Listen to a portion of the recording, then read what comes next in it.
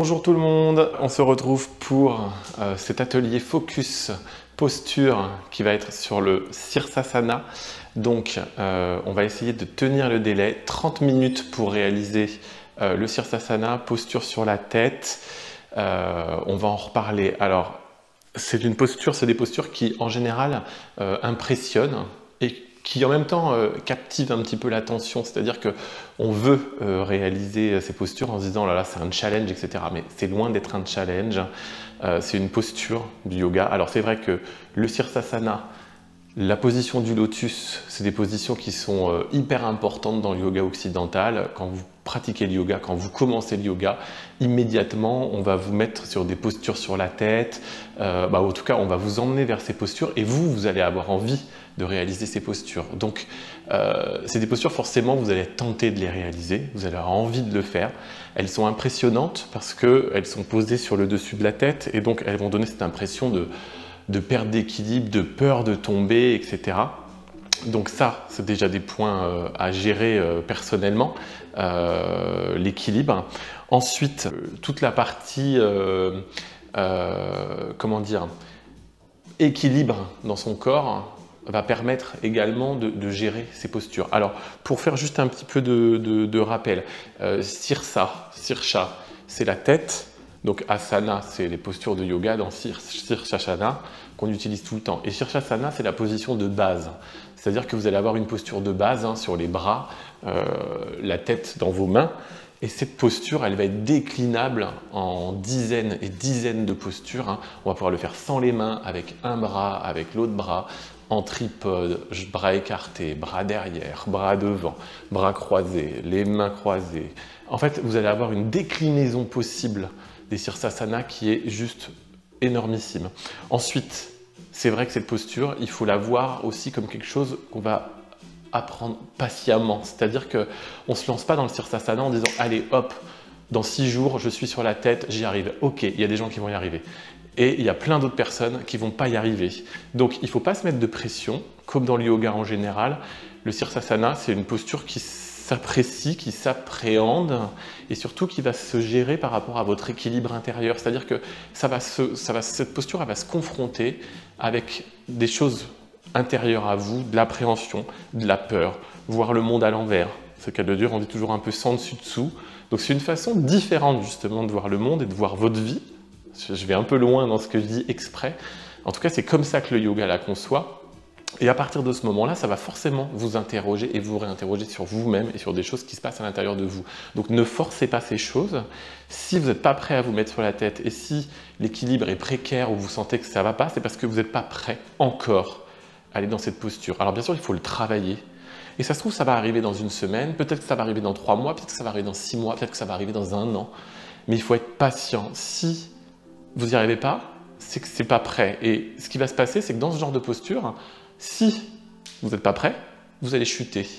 Donc ce n'est pas pour vous faire peur ce que je vous dis, c'est juste que le résultat de ne pas réussir cette posture, c'est la chute. Donc voilà, c'est pas très compliqué. Dans certaines postures comme Bakasana ou Kakasana, quand on est sur les mains et sur les genoux, sur les jambes, on va tomber sur les genoux ou sur le nez, c'est pas terrible, mais sur un coussin, ça va. Dans Sirsasana, on risque de tomber sur le côté avec les bras qui se plient ou derrière. Et derrière, ça peut quand même faire vraiment mal. Donc, pas de précipitation sur ces postures. Il faut prendre le temps, apprécier les moments, poser la tête sur le sol. On va faire plusieurs phases rapidement. Là, on a 30 minutes. On va s'échauffer un petit peu. On va faire des phases de découverte. Premier jour, je fais ça. Et tant que je ne maîtrise pas ça, je ne continue pas et je ne vais pas plus loin. On va utiliser le mur. Alors ici, c'est ma baie vitrée, mais c'est solide, ne vous inquiétez pas. Et je pourrais vous montrer différentes techniques avec cette baie vitrée également.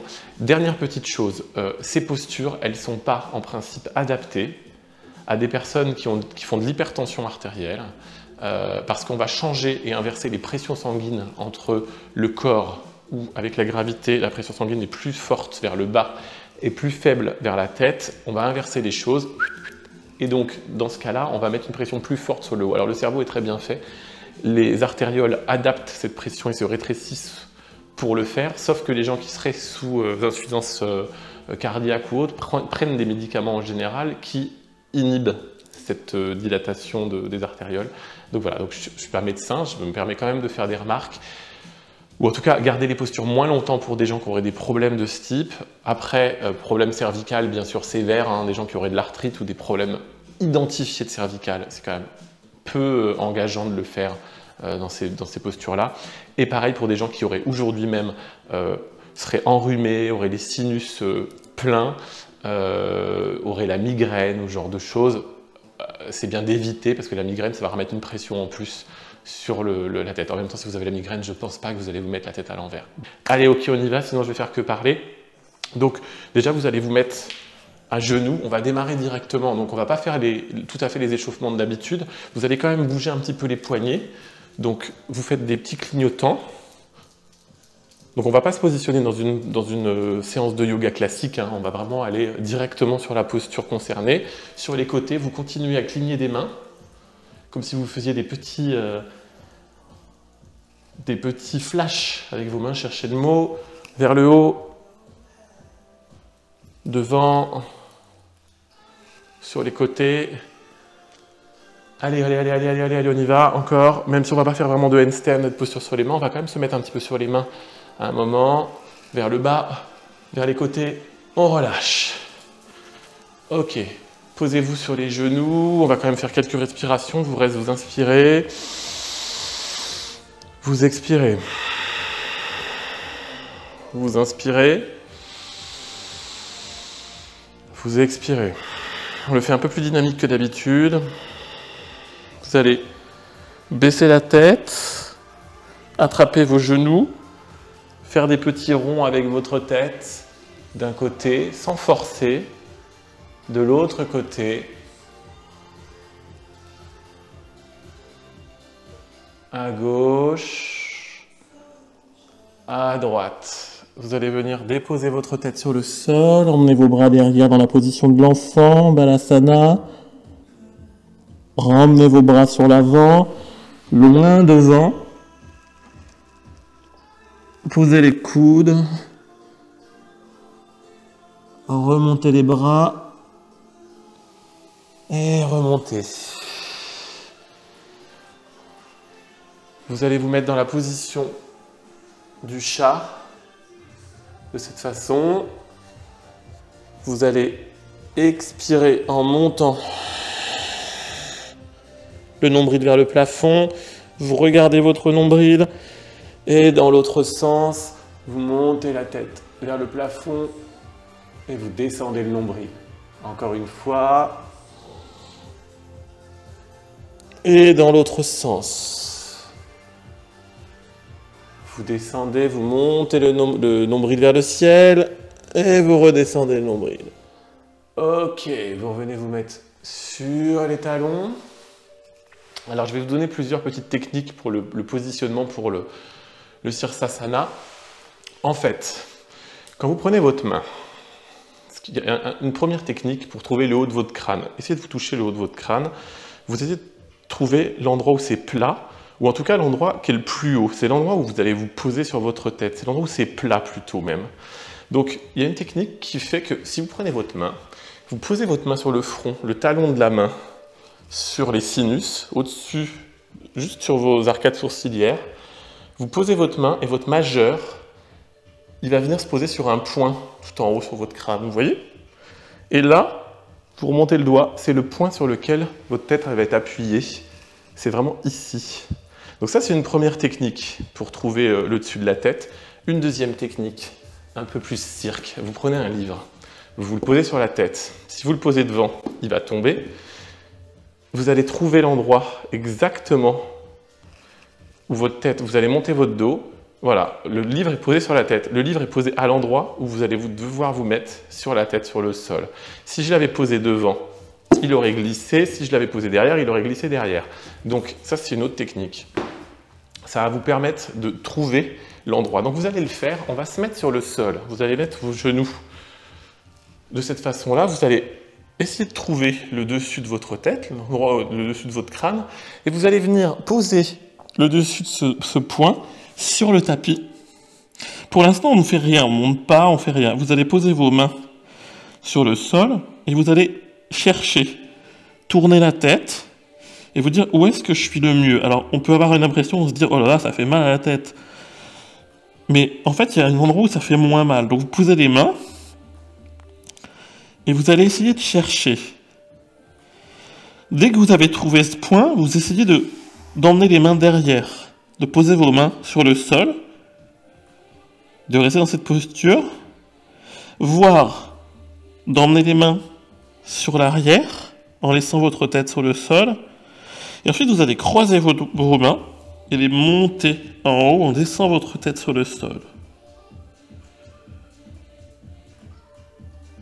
Et essayez de rester comme ça, d'inspirer et d'expirer.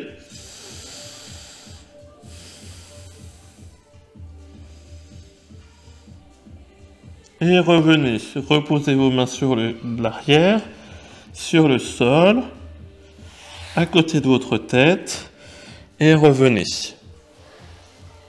Là, en fait, vous avez posé votre tête comme si on était en train de préparer une posture de Sirsasana en tripode. Certaines appellent ça la variation B, c'est-à-dire tripode, c'est les mains sur le sol, les coudes à 90 degrés et la tête posée. On est sur 3 points d'appui, 1, 2, 3. Quand on est en Sirsasana classique, comme on va le voir au début avec les mains croisées, on fait reposer l'ensemble du poids sur les avant-bras, ici, et un petit peu sur la tête. À cet endroit-là, bien sûr, la tête est sur le sol également, mais les avant-bras vont vraiment servir d'amortisseur et de barre de force. C'est-à-dire vos bras vont vraiment être très utilisés. Quand vous êtes dans cette posture-là, la colonne vertébrale et la tête doivent être parfaitement alignées, l'ensemble va porter le poids et les deux bras vont contrebalancer ce poids. Donc vous allez avoir 3 points d'appui. Quand vous êtes bras écartés, les appuis sont beaucoup plus loin, donc l'équilibre est beaucoup plus géré par le corps et vos bras vont juste servir de stabilisateur. Donc le poids est presque plus mis sur les mains. Donc ça change énormément les sensations. Donc en allant des mains croisées au tripode, aux bras écartés, après on peut pourquoi pas enlever un bras et plus que sur un bras, voire enlever les 2 bras et les monter de chaque côté. Alors, je vous rassure, j'en suis pas à ce niveau-là encore, mais après plusieurs mois, voire années de pratique. Mais ce qu'il faut savoir, c'est que ça va répartir la charge différemment et donc l'équilibre différemment. Donc on va faire encore une dernière fois, vous allez refaire ce qu'on a fait. Je vais vous donner une autre technique. Pour l'écart des mains sur le sol, pour le tripode, vous pouvez également, un truc qui peut fonctionner, pas pour la longueur, mais pour la largeur, vous mettez vos pouces de chaque côté de vos tempes, un peu comme si vous faisiez une grimace à un enfant, vous voyez. Vous mettez vos bras de cette façon-là, comme ça. Et bien quand vous allez venir poser vos coudes, alors moi les coudes je les pose contre les genoux. Quand vous allez venir poser vos coudes contre les genoux, j'ai l'air un peu ridicule, je sais, je pose les coudes et je pose les mains avec cet écart-là sur le sol. Paf! Et mes mains se posent pile à l'écart que j'avais sur la tête. Ça va permettre aux coudes de se mettre dans le bon angle et votre tête sera pile au bon écart. C'est-à-dire que vos mains seront dans le bon écart des mains. Alors votre tête, elle ne reste pas au milieu de vos doigts, hein, c'est pas ce que je suis en train de dire. Elle se met devant, mais par contre, ça va être le bon écart. Donc ça c'est dans un sens. Dans l'autre sens, moi j'ai tendance à dire, alors c'est pas la technique de base, parce que la technique de base dit que on met les bras loin et qu'après on marche. Moi j'ai tendance à dire, pour avoir des repères au départ, c'est pas mal, vous posez vos coudes ici, contre vos genoux. Et donc, vous aviez, ça c'est pour les mains croisées, hein. Vous posez vos coudes contre vos genoux et ça vous donne la longueur. Après, vous pourrez mettre votre tête ici et remonter les pieds. Donc ça, je trouve que c'est pas mal. Donc ça pour l'écart, ça pour la longueur. Il y a une autre technique aussi qui peut donner la largeur, qui est, je vous en donne plein, hein, vous noterez celle que vous voulez, c'est de prendre vos bras dans chaque coude, comme ça, de poser les coudes sur le sol et de réécarter les bras. Hop, et vous êtes dans la largeur de vos épaules. C'est-à-dire que ça vous donne, c'est physiologique, comme ça. Donc c'est assez pratique, hein. Vous posez, d'ailleurs c'est une position de Sirsasana, ça aussi on peut la faire de cette façon-là. Vous mettez vos coudes et vous ouvrez avec le même écart que vous aviez là, paf. Et c'est le bon écart pour venir se mettre en tripode. Alors là on pourrait même faire pincha, pincha c'est un autre équilibre, on le fera plus tard. Et d'ailleurs, on va passer par pincha, mais sans lever les jambes, pour pouvoir échauffer la ceinture scapulaire. On n'en a pas parlé encore, mais la ceinture scapulaire, c'est vraiment un point super important. Alors, quand vous allez poser vos bras, on va faire ce qu'on a dit. Vous allez poser vos mains de chaque côté de la tête, venir poser vos coudes sur les genoux. Vous posez les mains à l'écart qu'on a pris. Et là, vous allez... Alors, moi, je vais me mettre plus devant sur le tapis. Donc, vous êtes comme ça. Vous allez tendre les pieds à l'arrière, monter les fesses. Là, vous êtes dans ce qu'on appelle un début, pour reculer un petit peu les pieds. Vous êtes dans un début de ce qu'on appelle pincha, c'est-à-dire pincha, on monterait sur les avant-bras. Et là, on n'y est pas. Alors, vous allez vous dire que c'est simple, et en fait, c'est plus compliqué que ça n'en a l'air. Donc, vous allez, dans cette posture pincha qui est difficile à tenir, vous le voyez, vous allez relever les fesses vers le haut, et vous allez pousser vers l'avant, comme ça, et repartir en arrière. Vous pouvez baisser un petit peu la tête, avant, arrière. Là, vous mobilisez la ceinture scapulaire, avant, arrière. Redescendez. C'est assez difficile. Vous vous rendez compte que ça fait chauffer au niveau des épaules, ça fait chauffer le cou, et ça fait chauffer les bras. On va le faire encore une fois. Ça, c'est le début de pincha. Dans pincha, on est vraiment sur cette posture, bras écartés, et en fait, on va monter en équilibre dans pincha de cette façon sur les avant-bras. C'est une posture qui est assez difficile pour le coup. On y reviendra, on fera un focus sur celle-là. En attendant, remettez-vous dans la position et refaites une ou deux fois, hop, une petite descente, je recule. Si je ne peux pas avancer beaucoup, j'avance qu'un tout petit peu. Je recule, je redescends, je recule, je redescends et je recule, je repose mes jambes. Ok. Inspirez. Expirez. Inspirez. Expirez. Ok, on va faire le premier Sirsasana. On va poser les coudes, comme je disais tout à l'heure, sur les genoux. Alors vous voyez, je suis devant une baie vitrée. Donc si vous pouvez vous mettre devant un mur, c'est pas mal. Allez vous mettre devant un mur. C'est vraiment le mieux. Ou vous repratiquerez devant un mur. Vous posez vos mains. Vous ne vous mettez pas trop près du mur parce que vos pieds pourront toucher le mur au cas où. Vous allez mettre vos coudes contre les genoux. Posez vos mains. Croisez vos doigts. Reposez votre tête sur le sommet à l'endroit que vous aviez trouvé. Vous pouvez vous écarter légèrement les coudes. Largeur du tapis. Vous posez le dessus de votre tête. Vous allez crocheter les pieds à l'arrière. Et déjà, dans un premier temps, essayez de ressentir cette sensation comme ça. Pour les gens qui ne l'ont jamais fait, vous pouvez rester là et pendant plusieurs jours, faire ça. Et ne pas aller plus loin. Et redescendre. Vous pouvez faire ça. Déjà, c'est pas mal. Ensuite, par la suite, dès que vous vous sentez un peu plus à l'aise dans la posture, vous poussez de plus en plus vos pieds. Vous allez plier un pied. De cette façon, vous pouvez plier le pied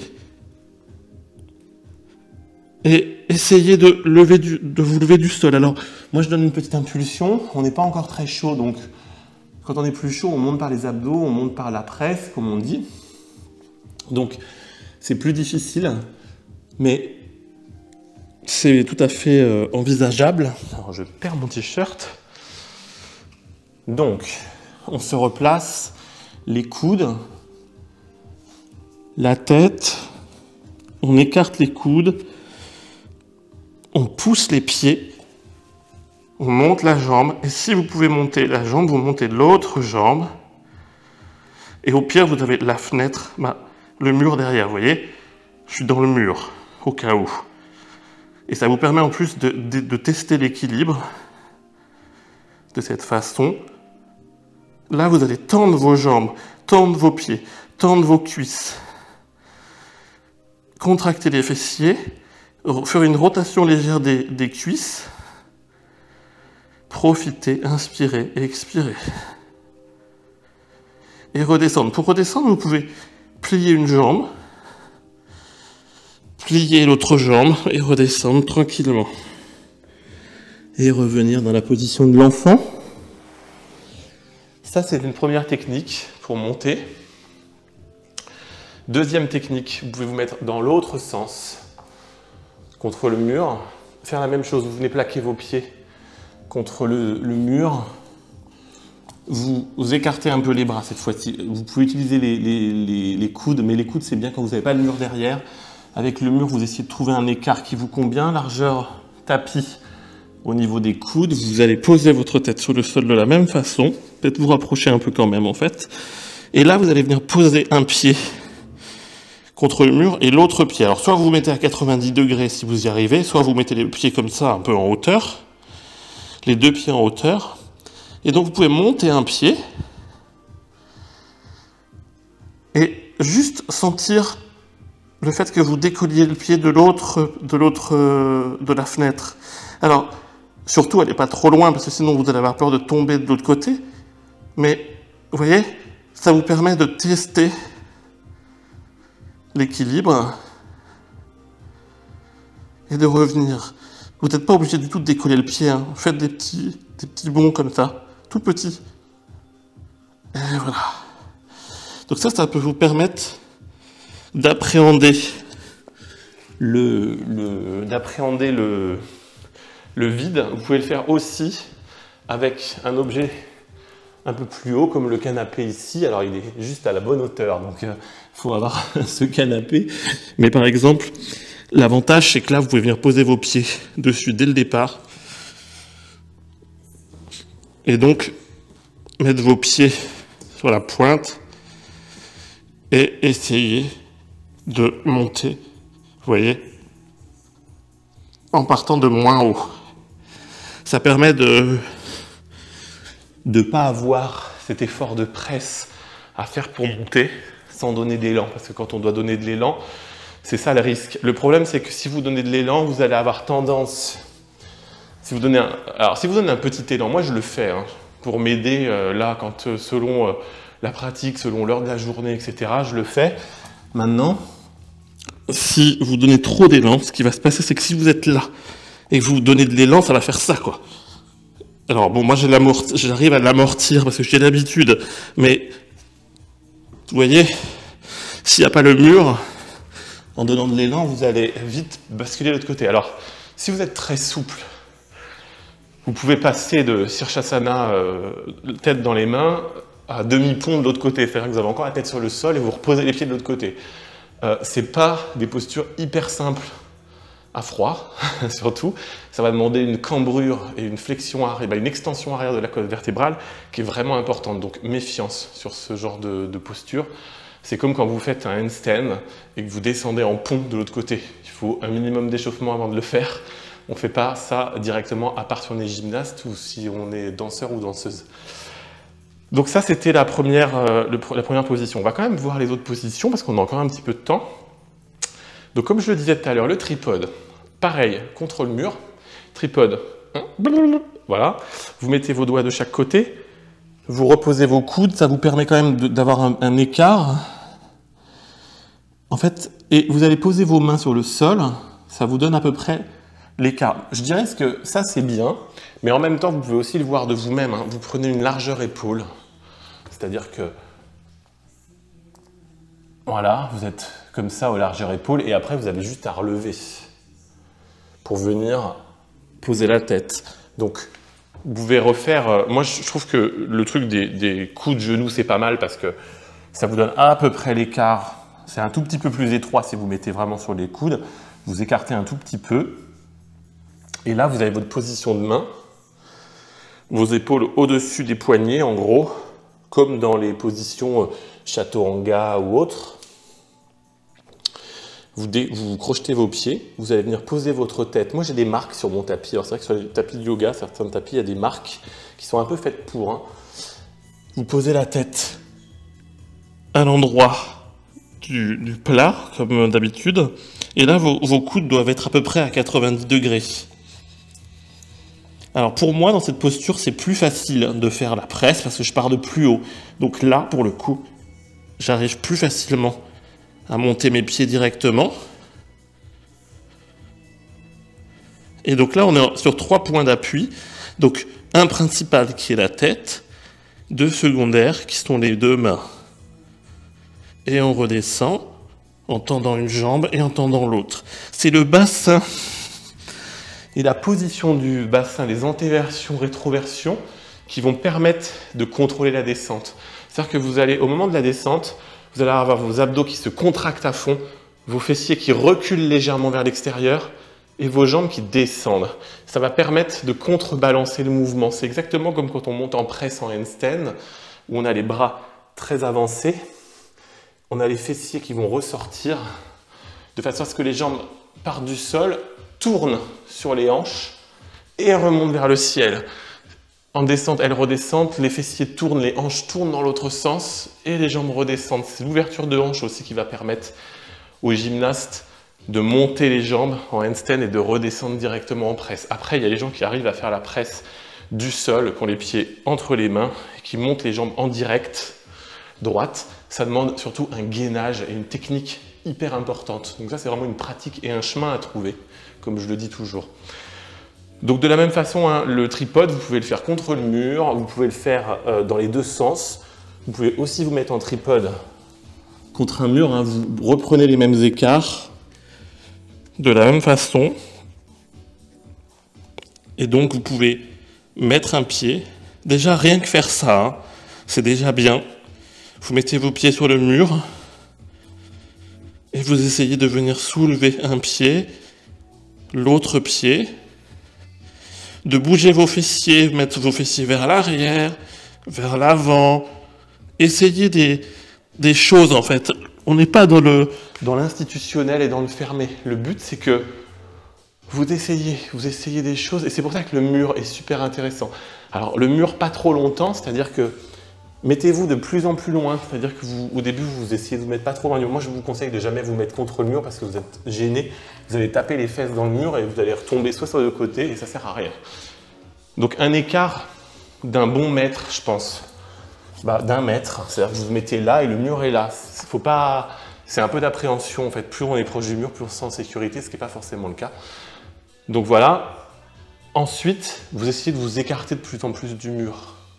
Mais bien sûr, pas trop vite. C'est pas vous faites aujourd'hui ça et demain je m'écarte du mur à fond. Non. Faites-le quand vous le sentez en fait. Encore une fois, ce que je disais tout à l'heure, ça va vous mettre sans dessus-dessous, c'est-à-dire que vous allez voir les choses différemment. Les inversions, ça apporte tellement de choses au corps, mais ça apporte tellement d'interrogations sur soi-même et sur sa vision des choses. Vous allez tout voir à l'envers. Donc votre équilibre va être totalement différent. En fait, on a toujours appris à marcher sur les pieds. Et là, vous allez vous retrouver sur la tête, voire sur les mains quand vous faites des handstands. Mercredi prochain, on fera les handstands. Les enfants, en général, vous le constaterez avec vos enfants, je l'ai vu sur des vidéos, les enfants, ils savent se mettre sur la tête hyper rapidement. D'ailleurs, il faut les surveiller parce qu'ils se tordent un peu le cou quand même. Mais ils se mettent comme ça, ils mettent les bras n'importe comment, pof, ils posent la tête par terre et hop, ils tendent les pieds. Et en fait, ils sont sur la tête.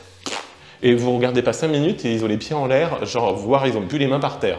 Et ils font une roulade derrière. Donc, ils n'ont pas peur du tout et ils n'ont pas cette appréhension parce qu'ils n'ont pas encore... Ils ont appris l'équilibre, ils ont appris à marcher récemment. Et en fait, ils peuvent très bien apprendre à marcher sur les mains. C'est la même chose. Sauf que c'est pas comme ça que le corps a été fait et c'est pas comme ça qu'on apprend aux gens à marcher. Tout le monde ne se balade pas sur les mains. Je vous apprends des choses, n'est-ce pas? Donc les enfants, pareil sur les handstands, ils sont très forts. Regardez les enfants à la plage, ils font des handstands. Les petites filles, les petits garçons, là, ils se mettent sur les bras et hop. Alors il y en a qui font de la gym, mais pas tous. Donc ça, c'est un autre point. Donc vous prenez votre temps. Parce que si vous ne l'avez jamais fait de votre vie, vous n'avez pas été gymnaste, vous n'avez pas été danseur, etc. C'est des choses que vous n'avez pas forcément vues. Donc voilà. Dernier Sirsasana possible, les bras écartés. Alors on est dans une option encore bien plus importante. Comme je vous le disais tout à l'heure, le tripode, ça devient un peu plus difficile déjà. Hein. L'équilibre, vous le sentez, hein. L'appréhension est plus importante, ça bascule d'un côté, ça bascule de l'autre, on peut avoir un bras qui plie, etc. Donc au début, emmenez pas les jambes vers le ciel, laissez vos jambes plier. Comme ça, vous pouvez rattraper vite s'il y a un problème. Si vous avez les jambes tendues, tout de suite, ça te donne une impression de « je ne gère plus rien ». Après, vous allez pouvoir utiliser aussi l'écart des jambes, c'est-à-dire écarter vos jambes pour rétablir l'équilibre. Donc, les mains ouvertes, soit vous le faites dès le départ en main ouverte, soit vous passez par les autres postures avant pour aller vers les mains ouvertes, ce qui n'est pas facile. Donc, main ouverte, c'est les mains sur les côtés, la tête posée sur le sol. Donc, là, le poids va être moins réparti sur les mains, parce que les mains servent juste de sorte de trépied, en fait. Donc là, soit vous montez sur les pieds, et vous montez vos pieds directement Et c'est presque plus facile, hein, parce qu'en fait, vous allez appuyer sur vos mains, et votre jambe, c'est en fait la version la plus simple pour moi, c'est ça qui est assez bizarre. Voilà, et vous pouvez redescendre facilement. Comme je vous disais tout à l'heure, les jambes pliées, c'est ça. Et vous redescendez. Alors, ça, c'est la première version. La deuxième version, c'est de partir d'un écart directement. Mais ça, je vous conseille déjà de redescendre en écart à la limite. C'est donc de poser votre tête sur le sol, d'emmener vos mains vers les pieds, à côté des pieds, et en fait, de pousser sur les bras, et les pieds vont se lever de la même façon. Alors, il faut avoir un peu d'ouverture de hanche aussi. Remonter les jambes. Mais donc, dans ce cas-là, faites plutôt des choses. Quand vous êtes dans cette position-là, faites des petits mouvements de jambes pour tester. Et vous pouvez redescendre. Vous voyez, je pousse les fessiers en arrière, et hop. Et je me relève en poussant sur les bras, et je ramène mes jambes. Donc ça, c'est une autre possibilité. Ensuite, il y en a une quatrième encore. Je vous en montre 4. Allez, aujourd'hui, c'est la fête. Donc, on a vu de cette façon-là. On a vu en tripode. On a vu bras écartés. On peut mettre les bras écartés derrière, devant, complètement derrière. Je vous passe toutes les variations. Et il y a une autre position de Sirsasana. Alors, elle s'appelle Salamba, Ekapada, etc. Bon, il y en a plein. Vous mettez les mains de chaque côté des coudes. Vous posez vos bras sur le sol. Et la tête, cette fois-ci, elle va plus être calée. C'est-à-dire que votre tête, elle va venir se poser sur le tapis, comme en tripode. Et c'est vos avant-bras ici qui vont tenir le reste. Donc, elle est plus difficile au niveau de l'équilibre. Hein, parce que il n'y a plus grand-chose de posé sur le sol. Sauf votre tête. Donc celle-là, je vous conseille de la faire contre un mur, hein, au moins dans un premier temps. Voilà.